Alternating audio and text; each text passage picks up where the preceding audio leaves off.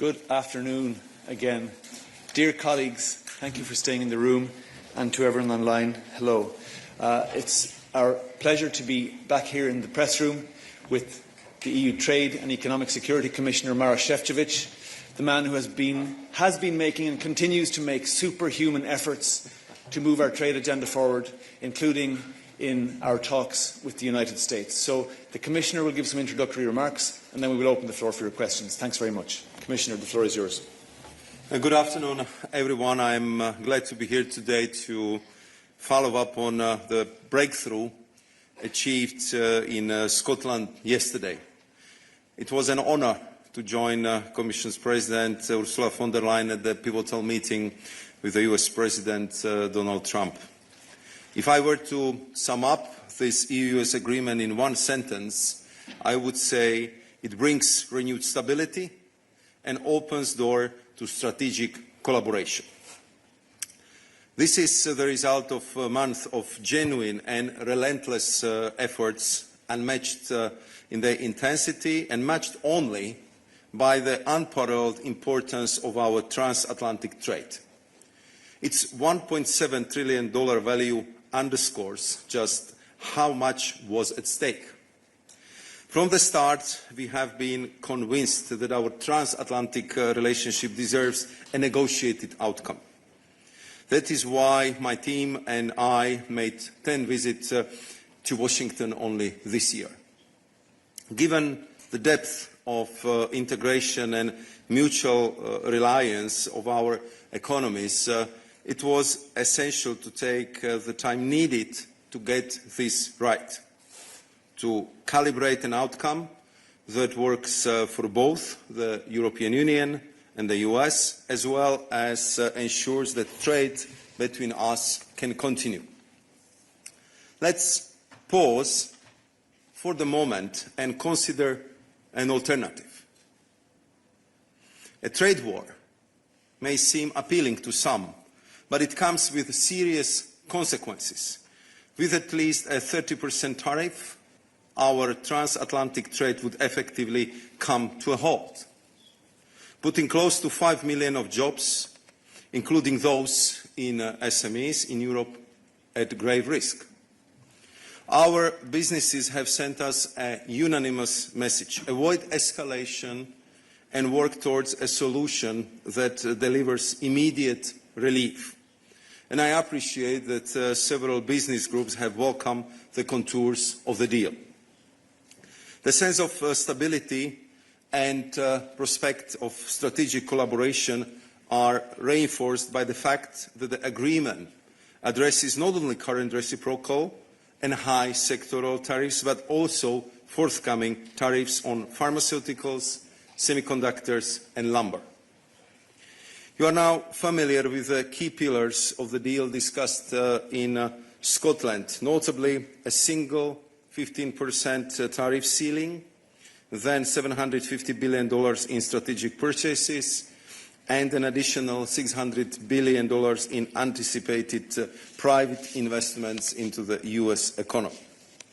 On top of that, let me highlight the following 3 points. First, over the past few months, we have gained a better mutual understanding of each side's sensitivities. As stated before, we can relate to the objective of reindustrializing the US economy as we are pursuing the same goal ourselves.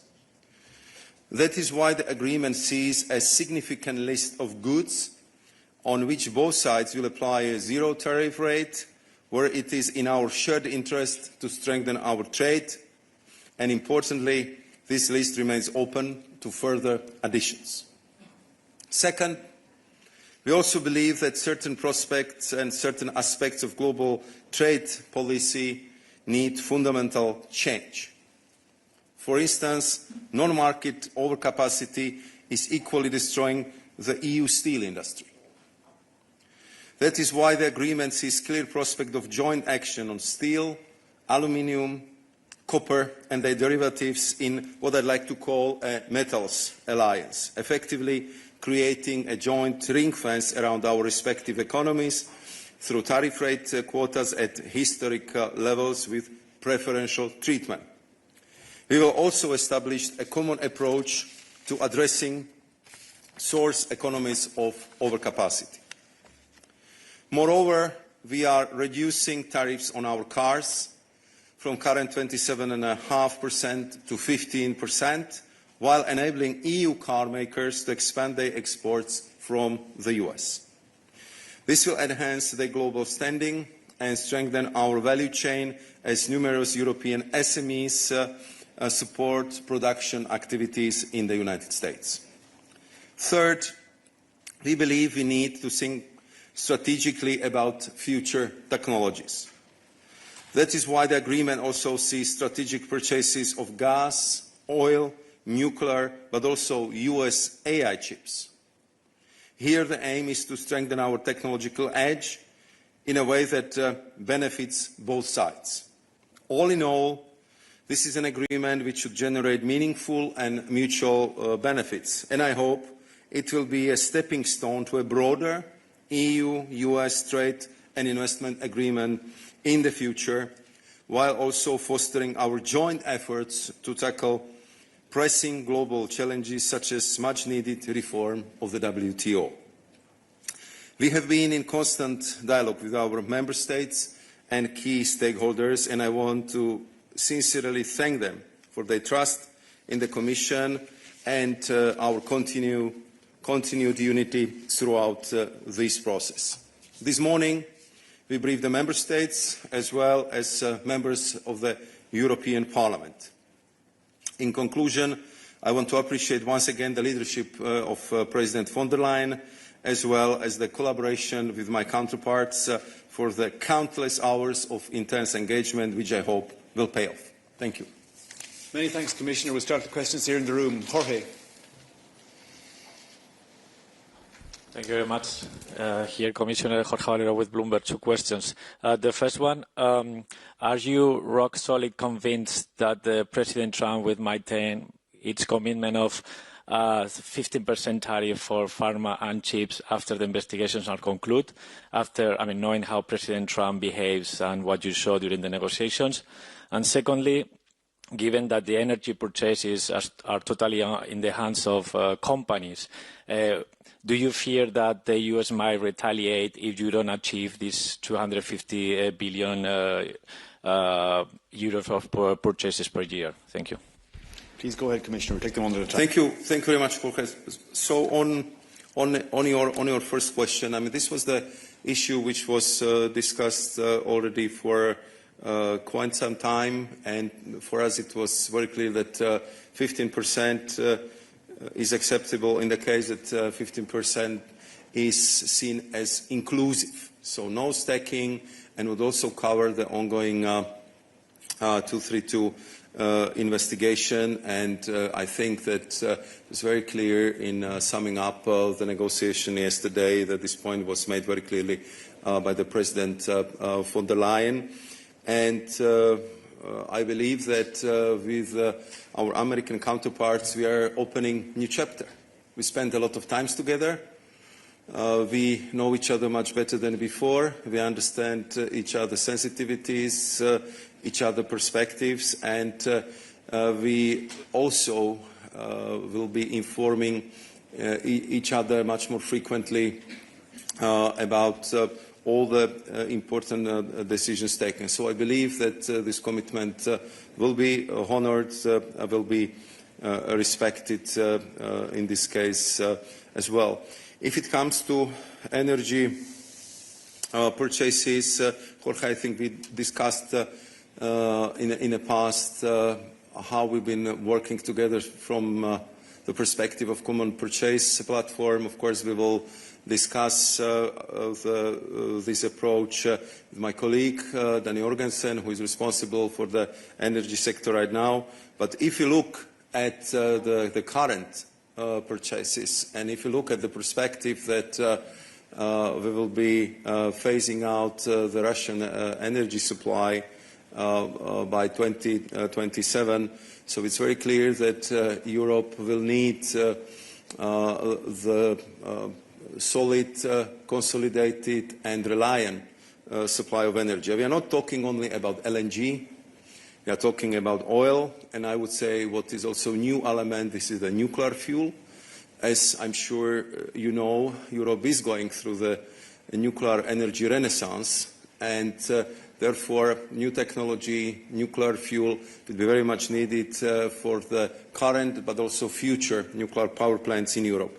And I would add that significant addition to the strategic purchase list is something what we very much need in the European Union, and these are high-quality AI chips. I think you know our policies quite well, and you know how much emphasis we put on developing AI centers, AI gigafactories in Europe, and therefore for me this is one of the very important strategic achievements that we have now the clarity that the top quality chips would be available for us Europeans, that we will collaborate in this field very, very closely with our American partners, because this is clearly opening a new chapter of strategic cooperation in such a future-oriented sector like AI. Many thanks, Commissioner. Tom Muller-Nielsen. Hello, thank you very much. Thomas Muller-Nielsen at Euractiv. I have two questions, Commissioner. So the first is on this joint action on steel, aluminium and copper derivatives to combat overcapacities. I mean, are you suggesting that the EU and the US will jointly impose tariffs on Chinese metals? And if not, what exactly is it that's been agreed? And second of all, I'd just like to ask, so that a couple of months ago you gave an interview with the Financial Times where you said the EU is prepared to make a 50 billion euro trade offer. Obviously, the final deal was significantly larger, 250 billion just for energy purchases alone. So could you just explain how this went from 50 billion to 250 billion energy plus the 600 billion investment plus military purchases as well? Could you explain how that transformation happened? Thanks very much.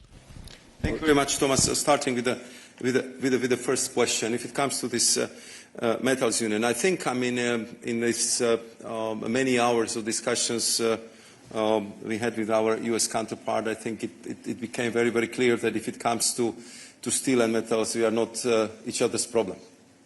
We are not destroying US steel sectors, and they are not destroying our steel sector. On top of it, we are very complementary, and I know that United States are very much in need of our high specialty steel.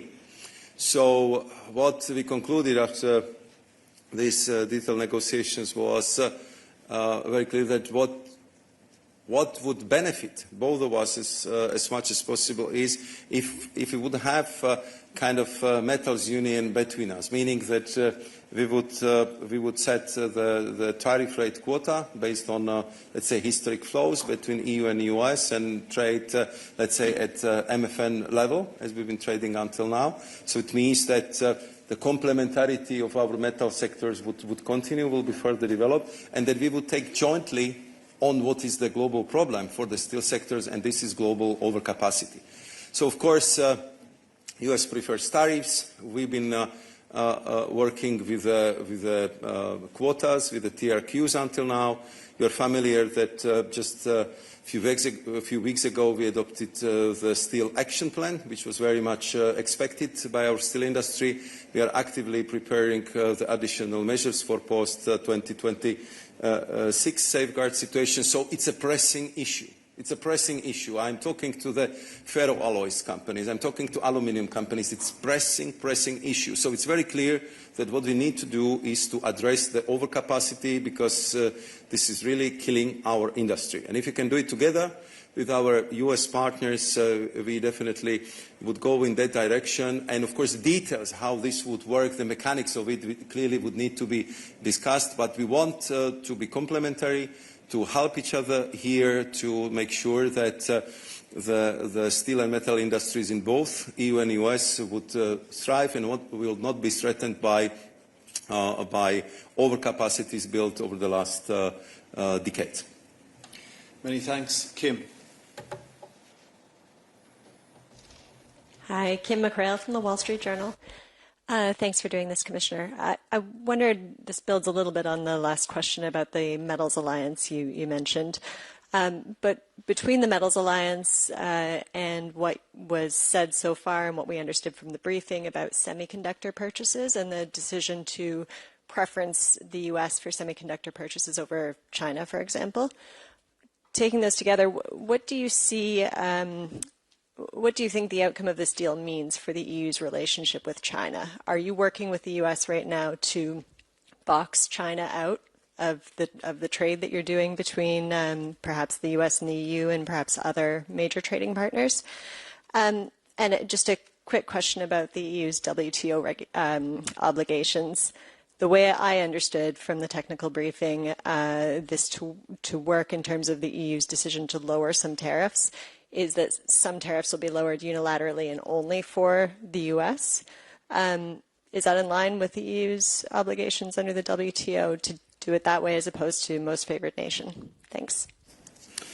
Thank you very much, Kim. So the first question on China, as you know, just last week we had the EU-China summit, and President von der Leyen and President Costa visited their counterparts in Beijing.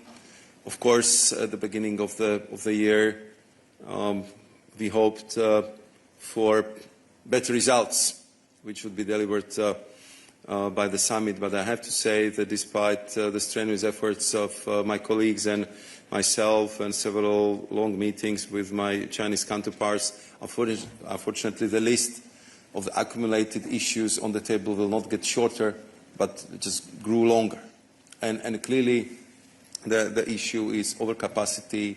The issue is linked with what we perceive as illegal subsidies, the question mark over how our companies are treated in China if they get the fair access to public procurement and other issues, and quite a few absolutely unwarranted trade defense measures taken about the products coming from Europe. And I think that all this was very clearly remunerated and highlighted in preparatory long VTC I had with my counterpart, Minister Wang Wentao, just a few days before I think it was actually the day before summit, and then by both presidents von der Leyen and Costa in Beijing.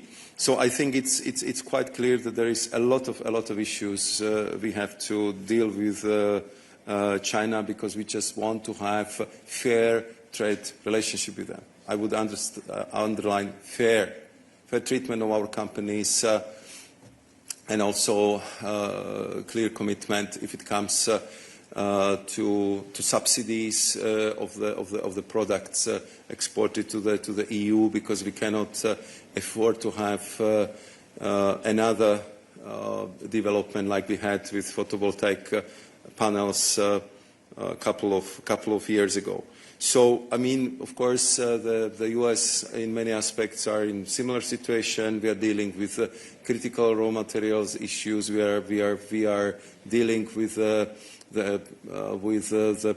permits and export permissions for rare earth, permanent magnets, and I would say these strategic elements which are so needed for our industry. So it's only natural for the close allies like we are with the US to compare the notes and to cooperate in all these aspects.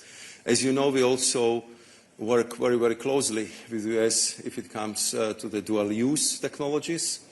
You know how complementary we are if it comes to the semiconductors, because if the US have the best chip designers, we have the best machine on this planet to print this chip. So clearly we are complementary here, and we want to consolidate this further by building very solid and strong AI capacities in Europe.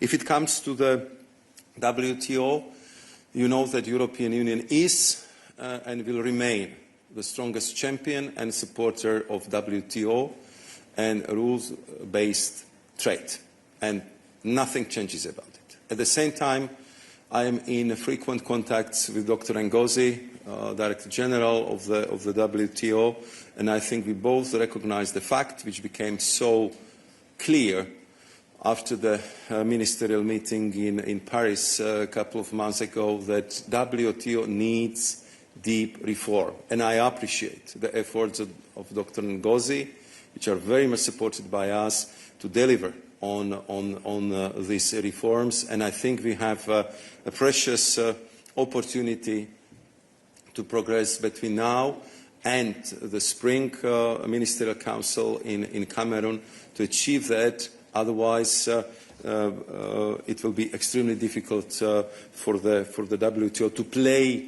the same role as they're playing now or as they play next year. But we, from the EU side, will help them at every step on the way to achieve that goal, because we are absolutely convinced we need the rules, we need a well-functioning WTO, and we need really clarity for the global trade. And of course, the last part of your question was that we look at that agreement which was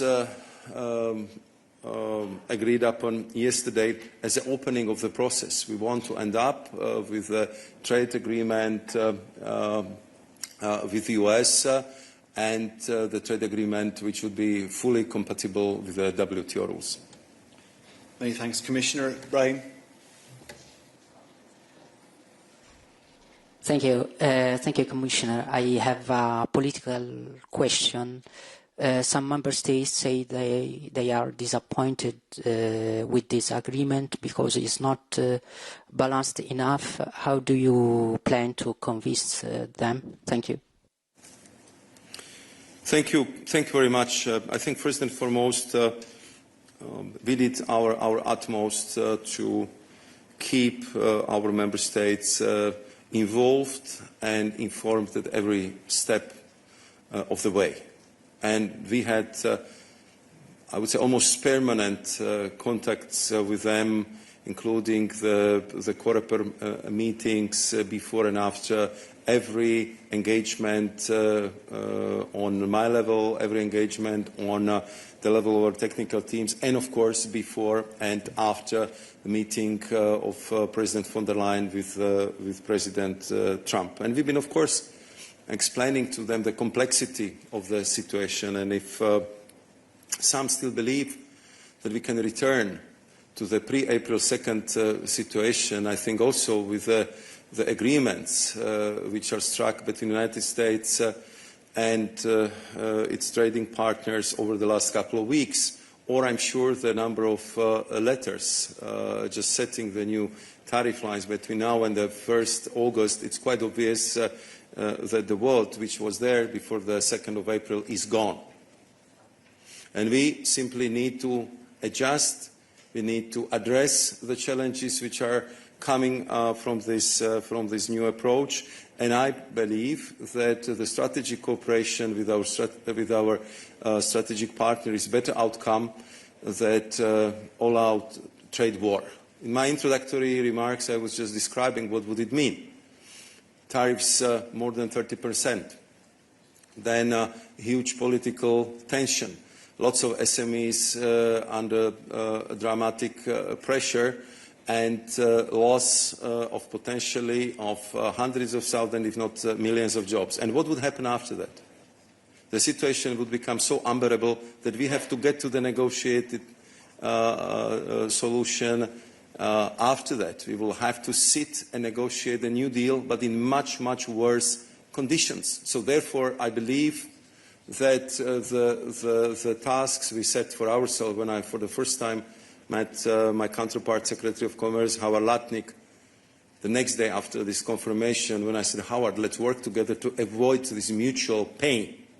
Because as the two allies, we should be able to find the deal, to understand each other. You want to reindustrialize, we want to reindustrialize. You want to have high-value AI chips, we want to have high-value AI chips. We want to have energy security, you want to have energy security. So I think that I think what is important at this stage, even though I know that for some that potential kind of other outcome might seem very appealing now, but they didn't go through all the numbers, through all the consequences, through all the impact it would have at every sector, and we did that.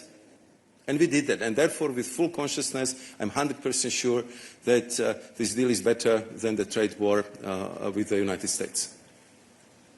Many thanks, Commissioner. We don't have too much time left for the Commissioner. He's under pressure, so we'll take a few questions in the room and then we'll wrap up. Jorge.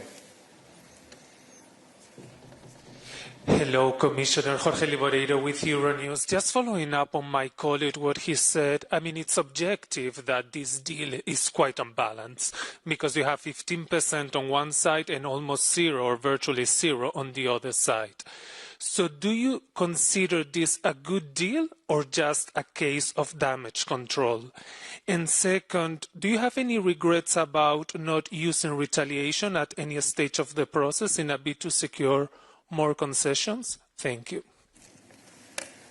Thank you very much, Jorge. At first, I would say that this is clearly the best deal we could get under very difficult circumstances. And I have to say that you were not in a room, but if you have been in a room yesterday, you would see that we really started with 30%. That was absolute real perspective that as of 1st of August, we would have a 30% tariff on our exports, which would, as I already mentioned, practically stop all the trade. And I have to say that President von der Leyen did terrific negotiations yesterday.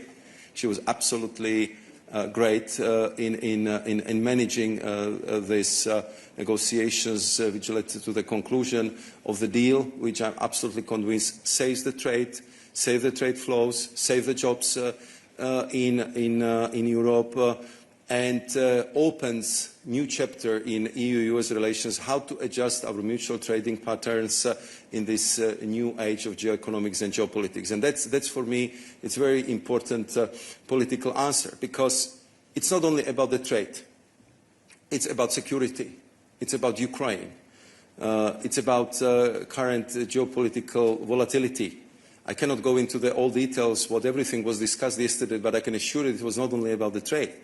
So therefore, I mean, to have a possibility that the two biggest economies and two closest allies can openly discuss all sensitive issues, and as I can judge from the discussion yesterday, are very much aligned on the geopolitical issues of today, I think has additional price. It has additional worth in having this deal done, because I believe that from now we can go only for the better. We can go for the improvement, close the cooperation, fair trade agreement, and simply work on all these issues which have been kind of accumulating on the table for quite some time. Many thanks, Commissioner. Commissioner, we have 100 of our hard-working journalists tuned in online, so we should give one of them the floor. And on top of my list is Rebecca Gualandi from Carbon Pulse. Rebecca, the floor is yours. Go ahead.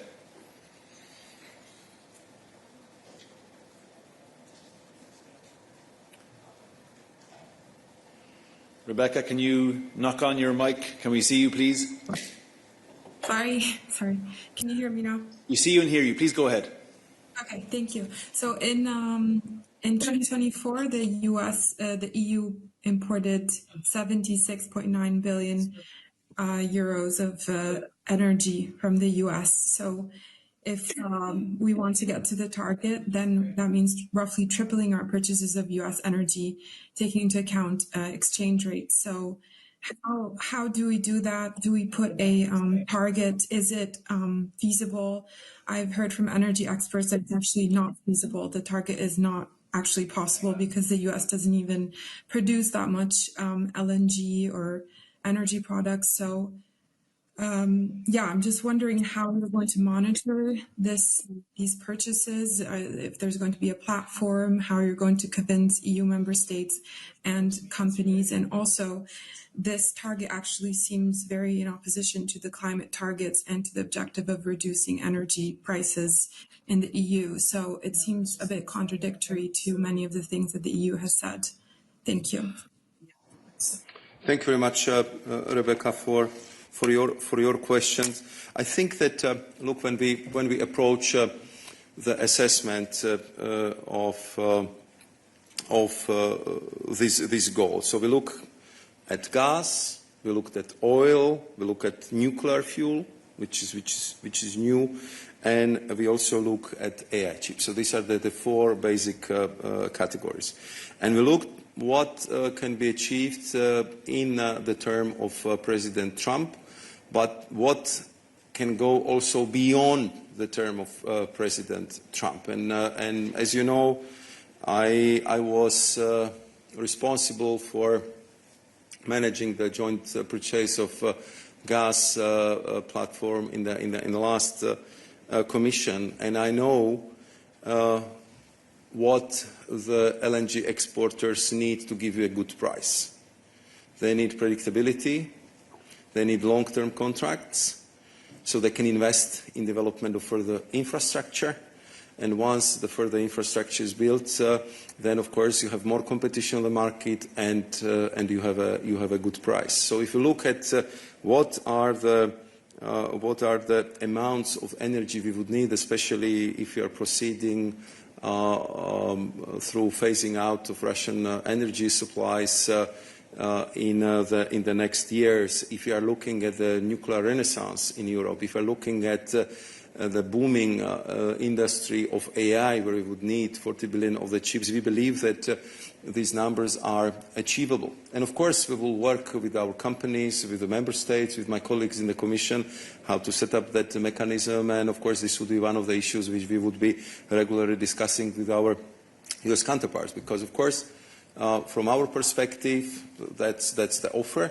We are ready to go for that purchase, and I know that on their side they're also working very hard to be able to produce that volumes, that quantity of energy, and therefore I would say it would be joint effort. But to have the solid supplies for your close allies and to have it at a good price and good quality is something what in these volatile times where, as you know from the past, we have seen how energy supplies could be weaponized. I think it's also very important for overall competitiveness of the European economy. Many thanks, Commissioner. And with this, we draw our press point to a close. Huge thanks to the Commissioner for making himself available. Thank you to our wonderful interpreters. Thank you to our technical experts for keeping the show on the road. Get in touch with us at the SPP if you have any follow-up questions, and we look forward to talking to you again soon.